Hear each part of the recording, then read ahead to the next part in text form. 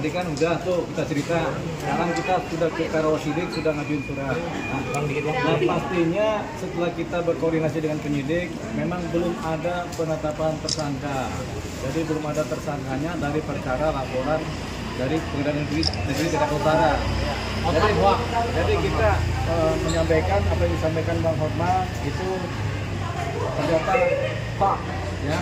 Jadi nggak benar karena setelah kita bicara sama penyidik memang belum ada penetapan tersangka itu. Masih akan ada proses gelar lagi. Bahkan kami pun mengajukan gelar khusus dan ini akan di follow up oleh pihak Karawasidik dan penyidiknya juga untuk diadakan gelar khusus untuk penentuan langkah-langkah selanjutnya dalam proses penanganan perkara di mana laporan dari Pengadilan Negeri Jakarta Utara. Saya minta gelar khusus kenapa sih Bang, kalau boleh tahu Bang? Ya karena kita kaget aja tiba-tiba ada orang dari luar yang bukan Barreskrim menyatakan 2 orang menjadi tersangka. Begitu. Itu nggak lazim. Karena yang menyatakan seseorang menjadi tersangka itu adalah pihak penyidik sendiri. Tapi ini kan dari luar tiba-tiba menyatakan demikian. Apakah informasi ini dari dalam Barreskrim atau ini informasi sesat begitu? Ternyata setelah dicek kan yang bicara itu keluar dan memang ini informasi sesat dan memang yang disampaikan Bang Hotman adalah berita-berita hoax mengenai tersangka 2 orang yang sebagai kandidat pelapor di Barreskrim dalam perkara laporan perkara begitu. Artinya Bang Firdaus sebagai klien Abang statusnya masih sebagai rakyat ya Bang, bukan tersangka ya Bang? Ya saksi aja dia sebagai saksi begitu. Jadi itu dia. Bang, ini kan menyebarkan hoax, apa akan menempuh jalur hukum lainnya Bang? Ya tergantung ini apakah Enggak, saya kasihan sama Hotman. Enggak, biar saya kasihan, dia udah kalah. Dia nggak bisa menjaring Rasman, terus berita hoaxnya disebar kemana-mana. Dia udah kalah mutlak 7-0 sama saya si Hotman Paris. Jadi Hotman ya, kau nggak usah berpolitik. Ya, kau nggak usah main sabun, nggak usah siram-siram pakai aqua segala, orang-orang kasihan ya. Lu tuh nggak ada apa-apanya Hotman, lu tuh nggak ada apa-apanya, udah kalah telak sama gue 7-0 Hotman ya. Urusan diri lu aja yang dihina sama Bang Rasman, lu nggak bisa menjaring Rasman sampai sekarang. Kan gue udah bilang urusan lu tuh sama gue, lu nggak bakal menang Hotman ya. Kamu tuh nggak bakal menang walaupun kamu senior saya Hotman ya. Kau tuh dari segala segi, cuman beruntung aja Tuhan ngasih kau tuh Lamborghini sama berlian itu aja. Kalau otak mungkin benaran saya, menangan saya gitu. Ayo kita debat di hot room ya.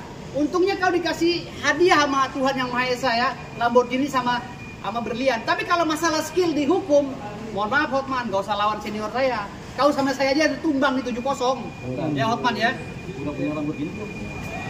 Baru mau nyicil. Oke.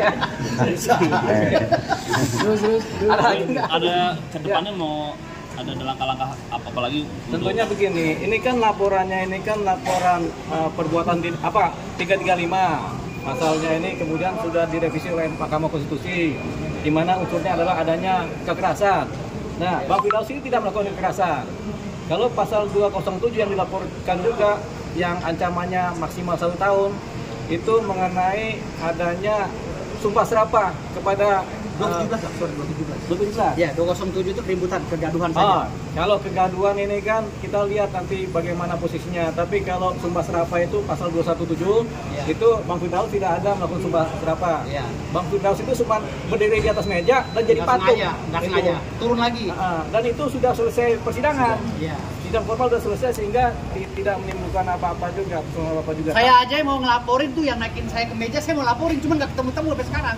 Siapa yang naikin saya ke meja gitu? Saya aja mau ngelaporin, nggak tahu lapornya kemana gitu. Jadi itu, jadi meja nggak sadar ya Bang? Iya. Nah, di posisi ini kami hanya mendampingi Bang Firdaus ya. Urusan dengan Bang Rasman itu masing-masing beda kamar ya, tapi kita membela Bang Firdaus dan kita analisa memang sulit ini dinaikkan sebagai tersangka Bang Firdaus ini. Makanya itu ada langkah-langkah ke depan termasuk pembukuan berita acara sumpah das yang dibukukan oleh Mahkamah Agung. Kita juga nanti akan analisa secara hukumnya karena ini tidak prosedural. Karena kalau seorang pengacara itu basnya itu kemudian dibukukan setelah ada sidang kode etik. Ini kan belum ada sidang kode etik, kemudian nggak nyampe.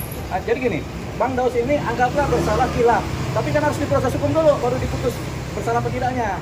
Ini kan sudah diputus bersalah, sudah dibekukan kan begitunya. Ini yang ada koridor-koridor prosedur hukum yang dilanggar yang kemudian nanti kita akan ajukan di tingkat RDP dengan DPR pertama, kemudian kita mungkin akan ajukan judicial review terhadap undang-undang advokat Karena ternyata orang advokat ini kemudian bubar gara-gara ada intervensi dari Mahkamah Agung membekukan berita acara sumpah seseorang atau seorang pengacara.